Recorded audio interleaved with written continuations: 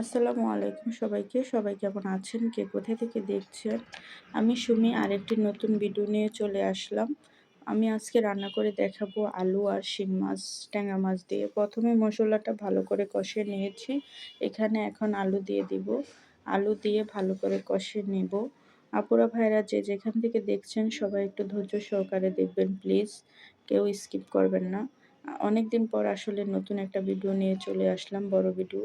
আসলে আমার বড় ভিডিও দিতে একটু ঝামেলা লাগে, ভয়েস করতে একটু সমস্যা হয়, এডিট করতে সমস্যা হয়।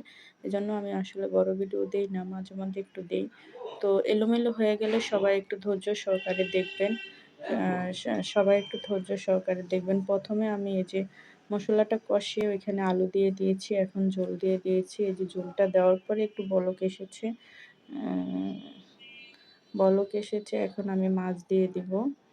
এখানে হচ্ছে ট্যাংরা মাছ আর শিং মাছ আছে, আগে থেকে ভেজে রেখেছিলাম। ওই মাছটা এখন দিয়ে দিব তরকারিতে। যে একে একে সব মাছগুলি দিয়ে দিয়েছি। সবাই একটু ধৈর্য সহকারে দেখবেন প্লিজ। আর আমার রেসিপিটা কেমন হয়েছে সবাই একটু জানাবেন।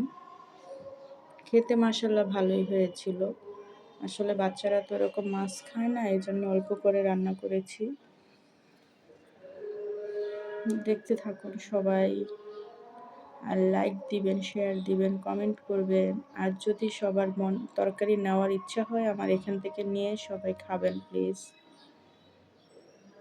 আর নয়তো আমার বাসায় চলে আসবেন সবাই, দাওয়াত রইল সবাই। আমার রান্না প্রায় কমপ্লিট। দেখুন ফাইনাল লুকটা কেমন হয়েছে। খেতে কিন্তু মাশাআল্লাহ অসাধারণ লেগেছিল। যে যেখান থেকে দেখছেন না কেন সবাইকে আল্লাহ হাফেজ। আসসালামু আলাইকুম।